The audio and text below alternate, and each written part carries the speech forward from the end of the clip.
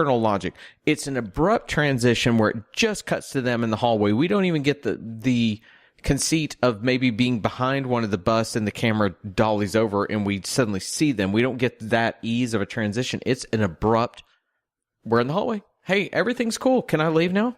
Well, so the line is, Casplay says, I trust our simple ceremony convince you of all our peaceable intentions. And this was not in the script. I'd like to thank you for your cooperation. That line was added in. What was cut was Brent saying, I found it informative. And Casplay adding, then your cooperation has its reward. Brent replying, its only reward.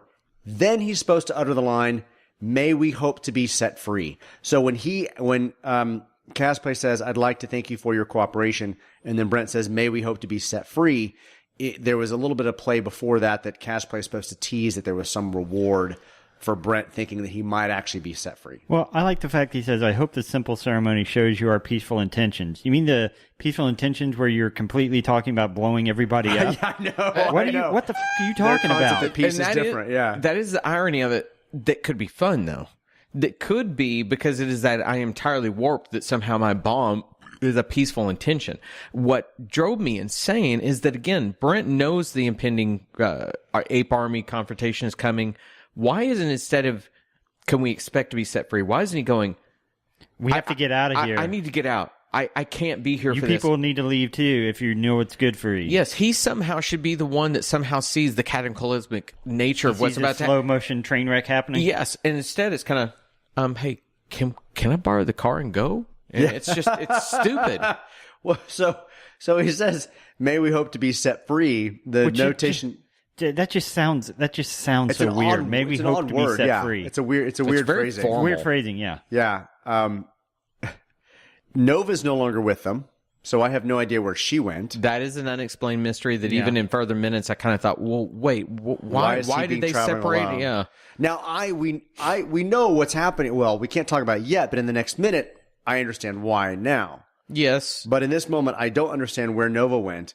So when he says we may hope to be when may we hope to be set free, Casplay's direction is to smile, but not with his eyes, and say, you may hope whenever you please, Mr. Brent.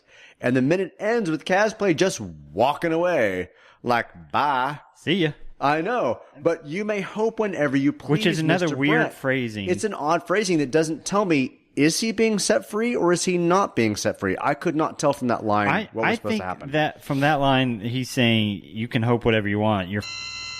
I tend to agree with Sean, and as you were saying all this, I'm trying to figure out what the scene is supposed to do, why we have Andro and Caspe, why are they all there? Why isn't... Okay, so we have the mask back on. Why don't we see one of those two men, maybe with their back turned a bit and their hands are at their face like they're tucking it back in would be kind of cool, yeah. That at least they're putting it back on and we're acknowledging that it's back on. Right. God, it's just so flat, and it's so flatly shot, and it's just... There's a line that Casplay did not say that should have finished this minute, actually, before he walks off. It says, you may hope whenever you please, Mr. Brent, have pleasant dreams. What would that even mean? Well, I mean, I think that means you're going to be here for a while at least. Have pleasant dreams. I know. Pleasant dreams. I mean, it was really That's creepy. I know. Oh, and Mr. Brent? Don't let the bed bugs bite. Okay. Yeah. When Casplay ends with, you may hope whenever you please, Mr. Brent, it's a tease that he might get out. Had he added the actual have pleasant dreams, it would have told me that he's not getting out. Well, that's when you cut to a shot as he walks away, and it's Brent and Andro in the background, and Caspay's almost saying to us, have pleasant dreams, Mr. Brent. Very quiet to himself. That could have at least been the Machiavellian villain over there.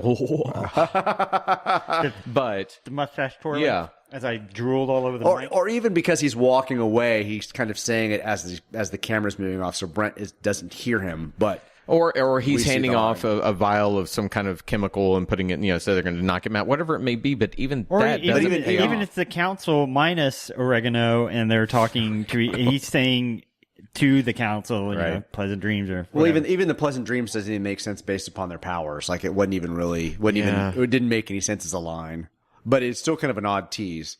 I don't know what Dane would have meant by have pleasant dreams. I think he's just reaching for something to find something that's Sinister. something. Something Yes. sinister. Something. Well, minute 78 ends up, when we've had such ripe minutes with new information, this one gets back to that nothing really is given to us that's new. Nothing is given that propels the story other than taking and extracting Brent from the moment being exposed to all the mutants so that he can be elsewhere. Right. This is a transitional scene that really isn't even necessary. But it is leading to something bigger. I mean, yeah, they could have, knowing what's coming up in the next couple of minutes, they could have just cut to the next scene of shoving him into a room.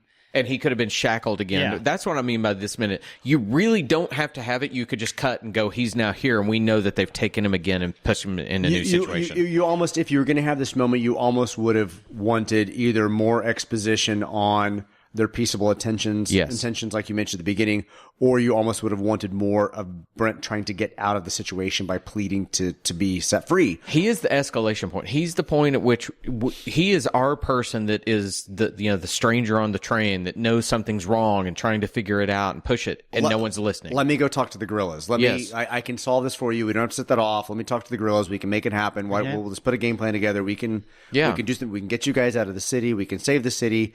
There's a point where he could be pleading for what he can do and what he can't do. The construction of dramatic scenes means that usually if you've escalated, you can have a moment that's a down moment, but still it's somehow feeding into the escalation. It's either the unknowing, I'm continuing to contribute to the problem at hand, or it's, I know what's going to happen, let me fix it. And they don't do any of it. You're right. After the explanation of, go to your shelters and prepare yourselves for the holy fallout, Brent is surprisingly casual walking down this hallway. You're right. I hadn't even thought about that. He's like, cool. Wait, can I go? Blow everything up, but I'm just going to go wherever you want. Yeah. Can you throw me some sandwiches and I'll be on the road? Hang on. You have a nuclear bomb. I'm pretty sure that if I ride hard enough and if I look for an old fridge, I can hide in the fridge and I'll be safe from the nuclear explosion. It's true. If movies have taught me anything. Yes, exactly. All right. Minute 78 in the books. Everybody go out and look for us on social media. You can find us at Minute of the Apes on Twitter. You can find our website, minuteoftheapes.com, where you'll find links to all of our social media as well as email. Sean's been getting a few emails, and God knows the boy loves his emails, so keep them coming. Anyway, that is Minute 78 in the books. We will be back tomorrow for Thursday's Minute 79. Until then, I'm Todd, Richard, and Sean. Have a great day. Bye, everybody. Beneath the Minute of the Apes. Beneath the Minute of the Apes. Beneath the Minute of the Apes. The only good human is a dead human.